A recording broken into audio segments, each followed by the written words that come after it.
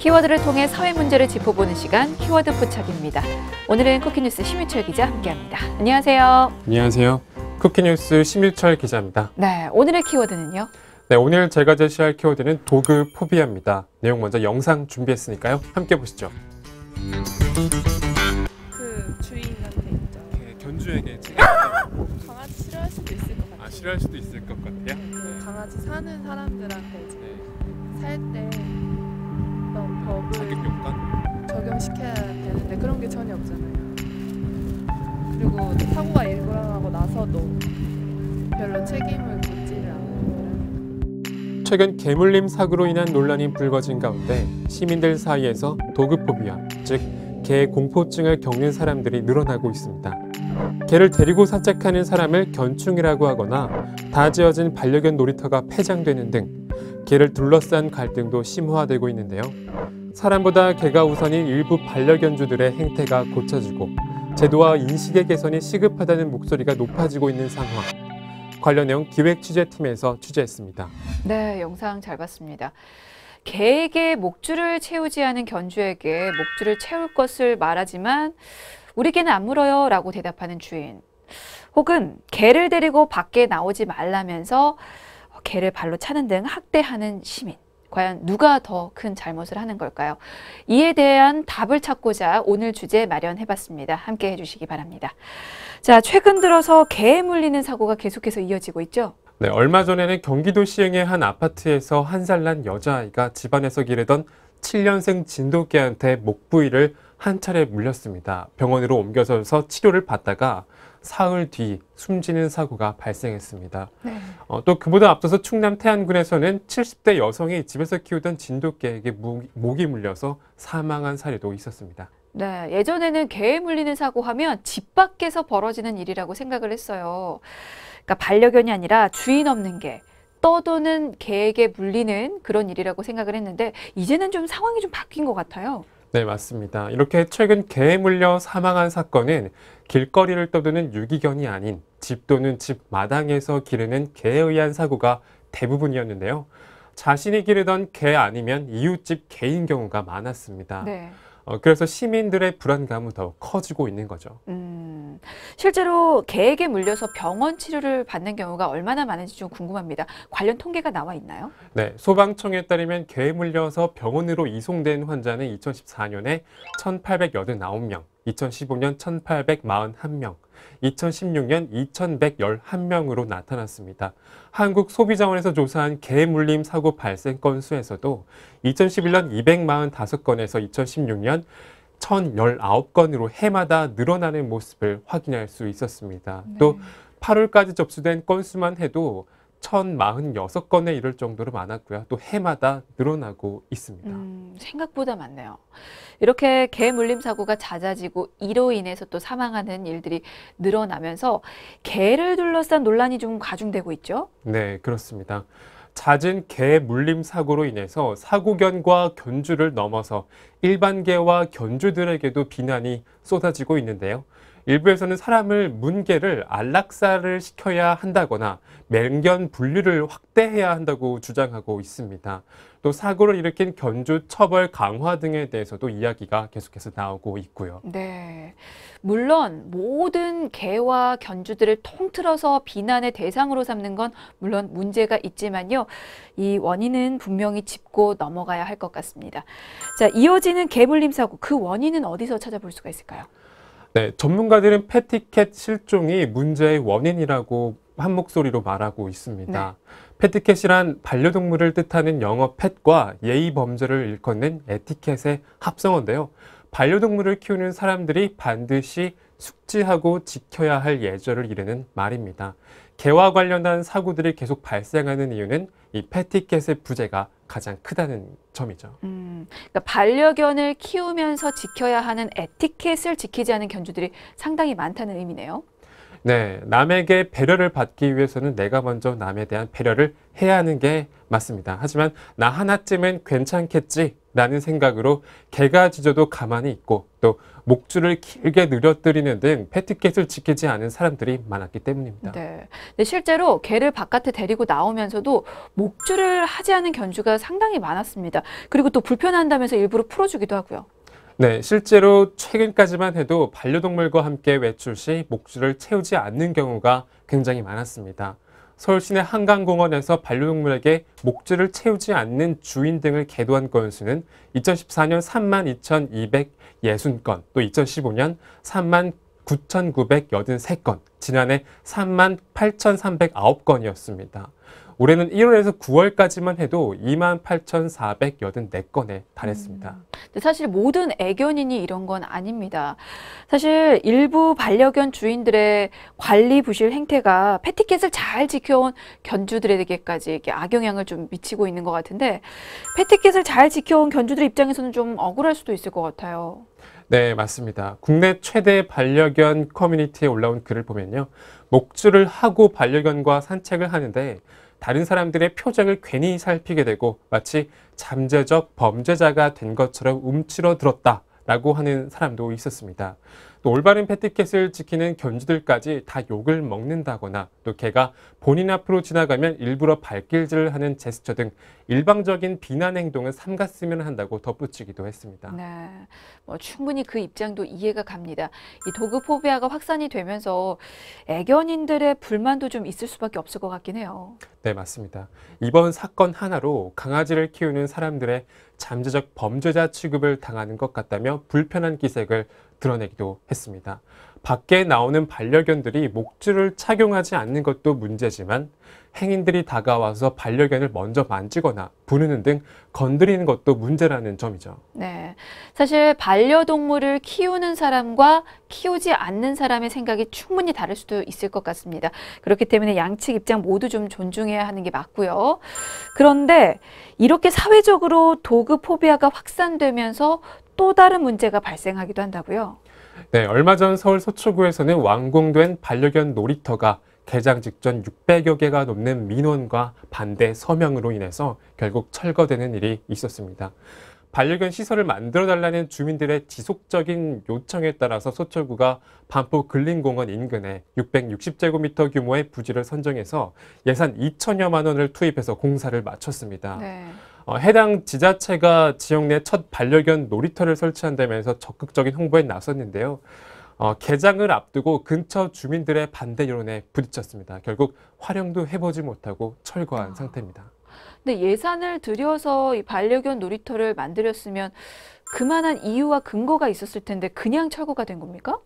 네, 서초구청 공원복지과 관계자는 최근 개가 사람을 무는 사건들이 알려지면서 개에 대한 불안감이 커진 것이 사실이고 또 개가 사람을 물지도 모른다는 안전상 우려로 철거를 결정했다고 밝혔습니다. 네, 반려견 놀이터를 혐오시설로 보느냐 안 보느냐를 두고 이 주민들 간의 이해관계가 대립되면서 결국에는 주민들의 혈세만 낭비된 꼴인데요. 이 문제가 되고 있는 도그 포비아를 막기 위해서는 어떤 노력들이 좀 필요할까요?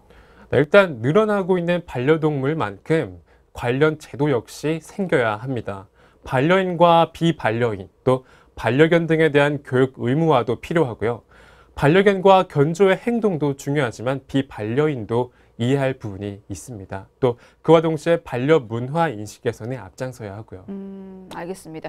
그 제도적인 부분부터 좀 짚어보고 가면 아무래도 도그포비아가 확산이 되고 또 견주에 대한 처벌에 대한 어떤 청원이 늘면서 이 정부 차원에서 또 대책을 내어놓았다고 하는데 어떻습니까?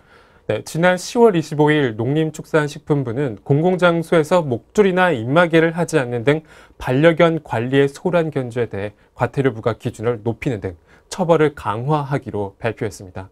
또 반려견에게 3회 이상 목줄을 채우지 않으면 주인에게 최대 50만 원의 과태료를 부과하도록 하고요. 또 목줄과 입마개를 반드시 착용해야 하는 법률상 맹견의 범위도 넓힌다는 게 주요 내용이었습니다. 또 지난 3월 발표된 일명 개파라치 제도보다 강화된 조치인 셈입니다. 개파라치 제도요? 이건 뭘 말하는 겁니까? 네, 앞서 농림축산식품부는 지난 3월 동물보호법 개정을 통해서 공공장소에서 목줄과 맹견의 경우는 입마개 등의 안전조치를 하지 않은 반려견과 견주를 사진으로 찍어서 신고하면 포상금이 지급되는 등 일명 개파라치 제도를 내놨습니다. 이 제도는 내년 3월 22일 시행 예정이지만 최근 논란이 이어지고 있는 만큼 그보다 더 빨리 시행될 수 있을 것으로 예상되고 있습니다. 그렇군요. 그리고 이 부분은 사실 잘 모르시는 분들이 좀 많을 것 같은데 현행법상 반려견과 외출을 하게 되면 목줄은 선택이 아닌 필수인 거죠? 네, 그렇습니다. 동물보호법은 애완견의 목줄과 입막의 착용, 배설물 처리에 대해 법으로 의무화하고 있는데요. 동물보호법 제13조는 등록 대상 동물을 동반하고 외출할 때에는 농림축산식품부령으로 정하는 바에 따라서 목줄 등 안전조치를 해야 한다고 규정하고 있습니다. 네. 또 동물보호법 시행령에서도 애완견에 대해 목줄 미착용, 입막의 미착용, 배설물 미처리 시 최대 10만 원의 과태료를 부과하도록 하고 있습니다. 네. 그러니까 목줄 착용이 법으로 정한 의무라는 건데 근데 거기서 문제가 되는 부분은 그럼 무엇입니까? 네, 문제는 목줄 길이에 대한 규정이 모호하다는 점입니다.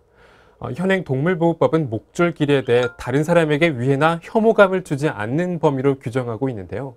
그 목줄 길이에 대한 명확한 규정이 없다 보니 사고의 위험이 도사리고 있다는 겁니다. 그러니까 정확한 근거를 들어서 뭐 반려견의 종에 따라서 2m면 2m, 3m면 3m 이렇게 구체적인 내용이 좀 개정이 돼야겠군요. 또 어떤 문제가 더 있나요?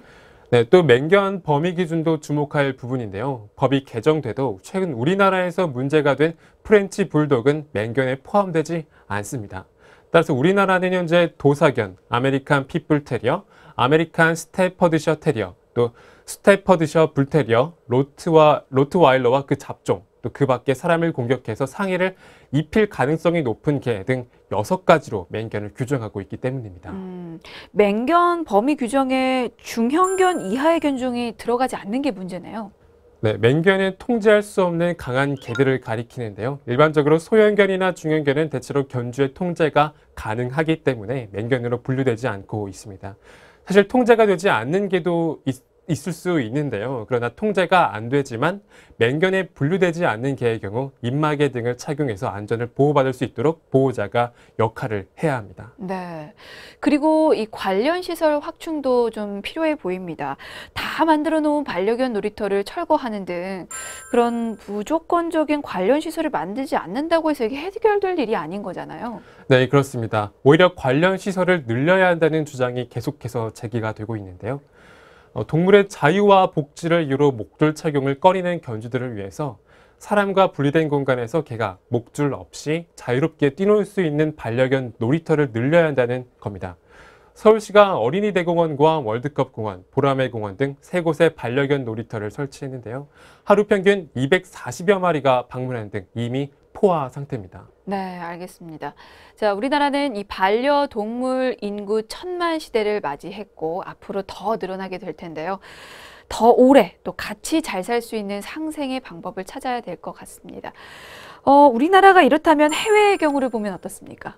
네, 일본은 개가 목줄 없이 자유롭게 뛰놀 수 있는 개 공원이 전국에 740여 개가 있습니다. 또 미국 뉴욕에는 개 운동장이 137개가 설치되어 있습니다. 또 호주나 아르헨티나 등 개를 위한 전용 공간이 보편적으로 마련되어 있는 상태입니다. 그렇군요. 의식 변화와 함께 개 전용 어떤 인프라를 구축하는 것도 필요해 보입니다. 그리고 개를 키울 만한 어떤 성숙한 시민 의식도 가질 필요가 있을 것 같은데요. 실제로 개 면허를 보유해야 개를 키울 수 있는 나라도 있다고요? 네, 독일은 실외에서 목줄을 풀기 위해서는 반려견 목줄 면허를 따야 합니다. 이 면허는 목줄 없이도 개를 통제할 수 있을 때 부여되는데요. 또 스탠포드셔 테리어, 아메리칸 핏불, 불테리어, 도사견 등 맹견 4종에 대해서는 외출 시 입마개를 필수적으로 착용토록 하고 있습니다. 또 영국은 공공장소에서 모든 개가 견주에 신상 정보가 적힌 목줄을 착용토록 하고 있고요. 아일랜드는 16세 이상의 개 면허증을 가진 사람만이 반려견을 키울 수 있도록 하고 있습니다. 네.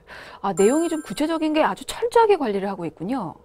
네, 유럽의 선진국들은 맹견에 대한 관리가 엄격합니다. 영국은 법적인 허가를 받아야만 사육이 가능하고요. 스위스에서는 면허 취득과 함께 정기적인 훈련을 받아야 합니다. 또 호주, 뉴질랜드 등 일본 역시 의무 교육이 필수고요. 또 유럽과 일본 등 선진국에서는 개 번식은 정부의 허가를 받은 전문가만 할 수 있습니다. 분양 또한 엄격한 절차를 통해야 할 수 있고요. 네, 알겠습니다. 우리보다 이 반려동물의 역사나 문화가 훨씬 두텁고 깊은 이 선진국이 왜 이렇게까지 하는지 곰곰이 살펴볼 필요는 있을 것 같습니다. 자, 그리고 계속해서 강조를 한 것처럼 견주들 교육 역시 필요한데요. 어떤 부분을 좀 지켜야 할까요? 네, 일단 엘리베이터 같은 폐쇄된 공간에서는 소형견은 직접 품에 안고 또 대형견은 다리 사이에 끼우거나 내부 구석에 있게 하는 편이 좋습니다. 네, 맞습니다. 이번에 일어난 사고도 엘리베이터 내에서 일어나는 만큼 또 좀 더 주의를 해야 될 것 같아요. 네, 또 그리고 출입이 제한된 공간에 반려동물을 데려가는 것도 피해야 하고요. 다른 사람에게 불쾌감을 줄 수 있기 때문에 마트나 빵집 등 음식을 파는 곳의 경우는 더욱 주의해야 합니다. 외출 시 배변 봉투를 지참하는 것도 패티켓의 하나인데요. 배변 봉투를 들고 다니기가 귀찮을 경우에는 개 전용 가방을 사서 개 등 뒤에 매도록 하는 것도 하나의 방법입니다. 네. 그 안에 배변 봉투와 물을 넣고 대변은 봉투에 넣고 소변은 물로 흘려 씻어 보내면 됩니다. 네, 사실 이 얘기들이 다 기본 중에 기본인 거거든요. 다른 말로 바꿔보면 이 기본적인 에티켓만 지켜도 이 도그포비아 확산을 막을 수 있다는 말이 될 것 같습니다. 혹시 그 밖에 또 지켜야 할 점이 있을까요? 네, 소형견의 경우에는 발에 치지 않게 안아서 이동하고요. 또 대중교통 이용 시에는 캔넬에 넣어서 이동해야 합니다. 또 예방접종을 정기적으로 해서 다른 반려동물과 접촉했을 경우 질병을 옮기지 않도록 해야 합니다. 네, 알겠습니다. 자, 도그포비아에 대해서 살펴본 키워드 포착 오늘은 여기서 마무리 짓겠습니다. 지금까지 쿠키뉴스 심유철 기자였습니다. 고맙습니다. 감사합니다.